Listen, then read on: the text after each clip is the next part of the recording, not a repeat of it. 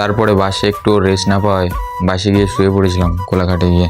এখনই বেরোবো বলে এইমাত্র বেরিয়ে পড়লাম। রাম রাম বন্ধুরা, আমি শুভ। একটু আগেই পুরীতে বার হবো বললাম আর এইমাত্র বেরিয়ে পড়লাম। মাসির বাড়ি থেকে টিকিট কেটে এসেছিলাম, তাই আবার মাসির বাড়িতেই যেতে হচ্ছিল। এবার তোমাদের মনে হতেই পারে যে আমি থাম্বনেলে দীঘা ভ্রমণ কেন লিখলাম, কারণ আমরা দীঘার ওপর থেকেই যাব পুরীতে। এবার তোমাদের মনে হতেই পারে আমি এত দাঁত কিলকিল করে হাসছিলাম কেন, কারণ অটোতে আমার একটা স্যার বসেছিল। ভয়েসে একটু চেঞ্জ হতেই পারে, কারণ এইমাত্র তারকেশ্বর থেকে বাড়ি এসে ভিডিও ডাবিং করছি। সবাই একটু মানিয়ে গুছিয়ে নিও। তোমাদের মানাতে গোছাতে আমি সোনপুর বাজারে চলে এসেছিলাম। বাজার থেকে বার হতে না হতেই যে বাসে করে আমরা পুরীতে যাব সেই বাসটিকে দেখতে পেলাম। মাসির বাড়িতে পৌঁছে আবার রেডি হয়ে চলে গেছিলাম বাসের উদ্দেশ্যে। সবাই ছাড়তে এসেছিল যে যার লোকজনকে।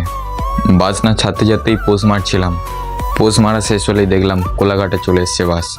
তারপরে বাসে একটু রেস্ট না পাওয়ায় বাসে গিয়ে শুয়ে পড়েছিলাম কোলাঘাটে গিয়ে। তারপর রাতে ডিনার করার জন্য আমাকে বাস থেকে ডেকে নিয়ে আসা হলো। এসে দেখি মেনুতে ছিল ডাল, আলু ভাজা আর চিংড়ি মাছের মালাইকারি। দেখা হচ্ছে কাল। আর যেতে যেতে কমেন্টে রাম রাম লিখতে ভুলো না।